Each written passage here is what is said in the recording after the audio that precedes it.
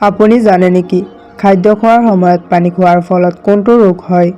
বাতবিহৰ বাবে কোনটো মছলা উপকাৰী?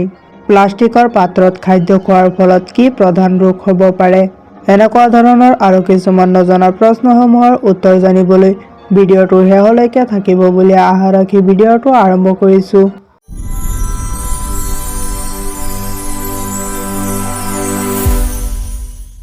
আজিৰ প্ৰথম প্ৰশ্নটো হৈছে দৈ আৰু জিলেবী খালে কোনটো ৰোগ নিৰাময় হয়?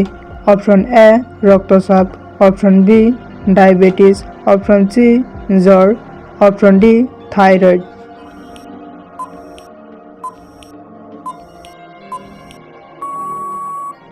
ইয়াৰ ভিতৰত শুদ্ধ উত্তৰটো হ'ব অপশ্যন এ ৰক্তচাপ। দৈ আৰু জিলেবী খালে ৰক্তচাপৰ সমস্যা দূৰ হয়। আমি আহিছোঁ পৰৱৰ্তী প্ৰশ্নটোলৈ। সূৰ্যৰ ৰশ্মিৰ পৰা আমি কোনটো ভিটামিন পাওঁ? Option A vitamin A, option B vitamin B, option C vitamin C, option D vitamin D.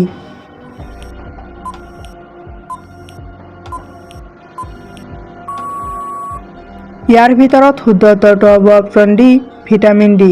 সূৰ্যৰ ৰশ্মিৰ পৰা আমি ভিটামিন ডি পাওঁ। আমি আহিছোঁ পৰৱৰ্তী প্ৰশ্নটোলৈ। কোনটো জীৱ পানীত বাস কৰে কিন্তু পানী খাব নোৱাৰে?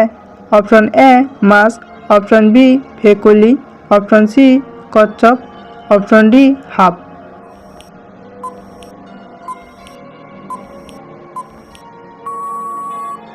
ইয়াৰ ভিতৰত শুদ্ধ উত্তৰটো হ'ব অপশ্যন বি ভেকুলী। ভেকুলী পানীত থাকে কিন্তু পানী নাখায়। আমি আহিছোঁ পৰৱৰ্তী প্ৰশ্নটোলৈ। কোনটো জন্তুৱে নাকেৰে পানী খায়?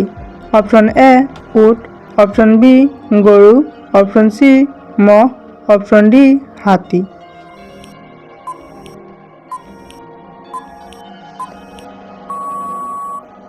ইয়াৰ ভিতৰত শুদ্ধ উত্তৰটো হ'ব অপশ্যন ডি হাতী। হাতীয়ে নাকেৰে পানী খায়। আমি আহিছোঁ পৰৱৰ্তী প্ৰশ্নটোলৈ। লিচু বেছিকৈ খালে কি গুৰুতৰ সমস্যা হ'ব পাৰে? অপশ্যন এ মৃত্যুৰ আশংকা, অপশ্যন বি কৰ্কট, option C pneumonia, option D হৃদৰোগ।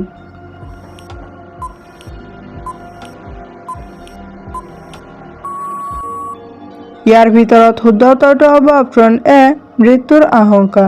লিচু বেছিকৈ খালে মৃত্যুৰ আশংকা হ'ব পাৰে। আমি আহিছোঁ পৰৱৰ্তী প্ৰশ্নটোলৈ। কোনটো ফলৰ সোৱাদ কেঁচা হ'লে মিঠা আৰু পকিলে টেঙা? অপশ্যন এ আম, option be call, option C নাৰিকল, অপশ্যন ডি আনাৰস।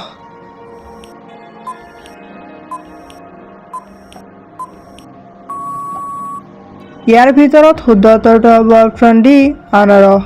আনাৰসৰ সোৱাদ কেঁচা হ'লে মিঠা থাকে আৰু পকিলে টেঙা হয়। আমি আহিছোঁ পৰৱৰ্তী প্ৰশ্নটোলৈ। বাতবিহৰ বাবে কোনটো মছলা উপকাৰী? অপশ্যন এ লৱণ, অপশ্যন বি ধনিয়া, অপশ্যন চি হালধীয়া, অপশ্যন ডি জিৰা।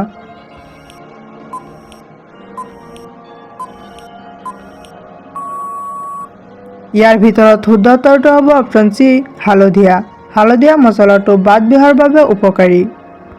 আমি আহিছোঁ পৰৱৰ্তী প্ৰশ্নটোলৈ। কোনটো ফলত বেছিকৈ ভিটামিন চি থাকে?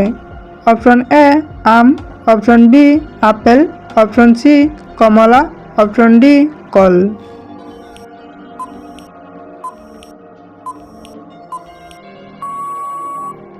ইয়াৰ ভিতৰত শুদ্ধ উত্তৰটো হ'ব অপশ্যন চি কমলা। কমলা ফলত বেছিকৈ ভিটামিন চি থাকে। আমি আহিছোঁ পৰৱৰ্তী প্ৰশ্নটোলৈ। প্লাষ্টিকৰ পাত্ৰত খাদ্য খোৱাৰ ফলত কি প্ৰধান ৰোগ হ'ব পাৰে? অপশ্যন এ বৃক্কৰ ৰোগ, অপশ্যন বি কৰ্কট ৰোগ, অপশ্যন চি ডায়েবেটিছ ৰোগ, অপশ্যন ডি হৃদৰোগ।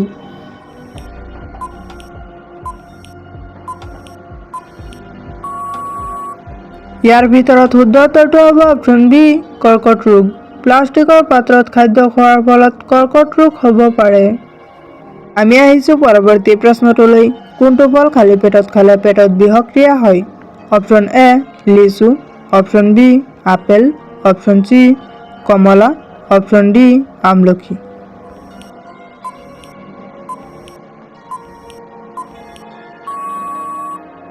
ইয়াৰ ভিতৰত শুদ্ধ উত্তৰটো হ'ব অপশ্যন এ লিচু।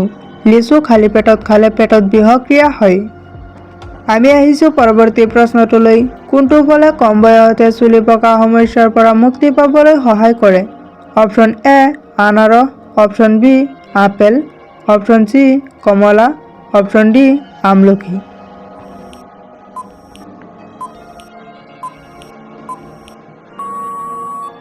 ইয়াৰ ভিতৰত শুদ্ধ উত্তৰটো হ'ব অপশ্যন ডি আমলখি। আমলখি ফলে কম বয়সতে চুলি পকা সমস্যাৰ পৰা মুক্তি পাবলৈ সহায় কৰে। আমি আহিছোঁ পৰৱৰ্তী প্ৰশ্নটোলৈ। শুই উঠাৰ কিমান মিনিট আগতে পানী খোৱাটো শৰীৰৰ বাবে উপকাৰী? Option A 10 minute, option B 20 minute, option C 30 minute, option D 40 minute.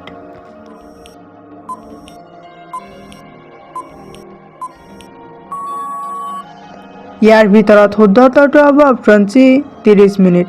শুই উঠাৰ 30 মিনিট আগতে পানী খোৱাটো শৰীৰৰ বাবে উপকাৰী। আমি আহিছোঁ পৰৱৰ্তী প্ৰশ্নটোলৈ। খাদ্য খোৱাৰ সময়ত পানী খোৱাৰ ফলত কোনটো ৰোগ হয়? অপশ্যন এ জ্বৰ, অপশ্যন বি পাথৰ, option C diabetes, option D কোষ্ঠকাঠিন্য।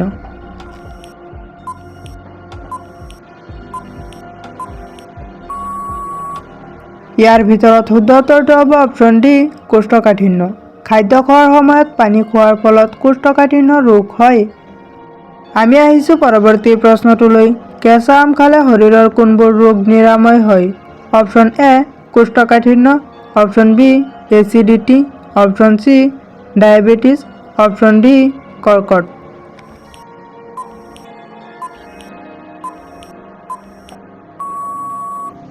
ইয়াৰ ভিতৰত শুদ্ধ উত্তৰটো হ'ব অপশ্যন এ আৰু বি কোষ্ঠকাঠিন্য আৰু এচিডিটি। কেঁচা আম খালে শৰীৰৰ কোষ্ঠকাঠিন্য আৰু এচিডিটি ৰোগ নিৰাময় হয়। আমি আহিছোঁ পৰৱৰ্তী প্ৰশ্নটোলৈ। ভিভ' কোম্পানী কোনখন দেশৰ? Option A Bharat, option B America, option C চীন, option D Japan.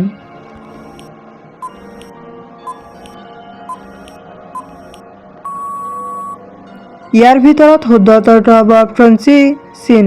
Vivo' company চীন দেশৰ এটা কোম্পানী। আমি আহিছোঁ পৰৱৰ্তী প্ৰশ্নটোলৈ। ভাৰতৰ কোনখন চহৰক মায়ানগৰী বুলি কোৱা হয়? Option A Delhi, option B Mumbai, option C Jaipur, option D গোৱা।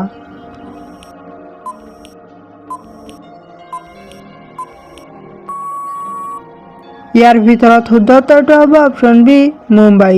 ভাৰতৰ মুম্বাই চহৰক মায়ানগৰী বুলি কোৱা হয়। আমি আহিছোঁ পৰৱৰ্তী প্ৰশ্নটোলৈ। কোনটো ফল খালে আপোনাৰ দাঁত পৰিষ্কাৰ হ'ব? অপশ্যন এ আম, অপশ্যন বি পেঁপা, অপশ্যন চি কল, অপশ্যন ডি আপেল।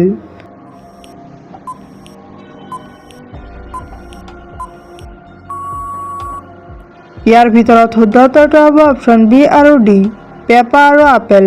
পেঁপা আৰু আপেল খালে আপোনাৰ দাঁত পৰিষ্কাৰ হ'ব। আমি আহিছোঁ পৰৱৰ্তী প্ৰশ্নটোলৈ। কোনখন ৰাজ্যক ভাৰতৰ হৃদয় বুলি কোৱা হয়? Option A Uttar Pradesh, option B Madhya Pradesh, option C Delhi, option D Goa.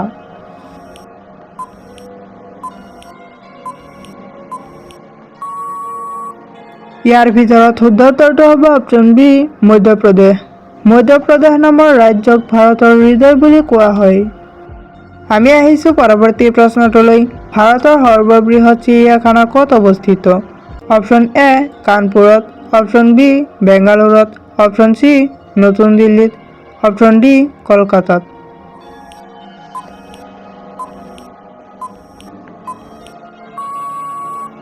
ইয়াৰ ভিতৰত শুদ্ধ উত্তৰটো হ'ব অপশ্যন ডি কলকাতাত। ভাৰতৰ সৰ্ববৃহৎ চিৰিয়াখানা কলকাতাত অৱস্থিত। আমি আহিছোঁ পৰৱৰ্তী প্ৰশ্নটোলৈ। কোনটো ফল মাত্ৰ এদিনতে পকি যায়? অপশ্যন এ আম, option be call, option C সাপোটা, option D আনাৰস।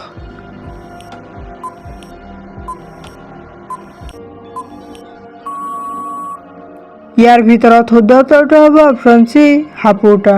সাপোটা নামৰ ফল এদিনতে পকি যায়। ভিডিঅ'টো শেষলৈকে দেখাৰ বাবে ধন্যবাদ। যদি ভিডিঅ'টো ভাল লাগিছে তেনেহ'লে এটা লাইক কৰি দিব আৰু যদি এনেকুৱা ধৰণৰ আৰু কিছুমান নতুন ভিডিঅ' চাব বিচাৰে তেনেহ'লে চেনেলটো ছাবস্ক্ৰাইব কৰি ৰাখিব। Thank U.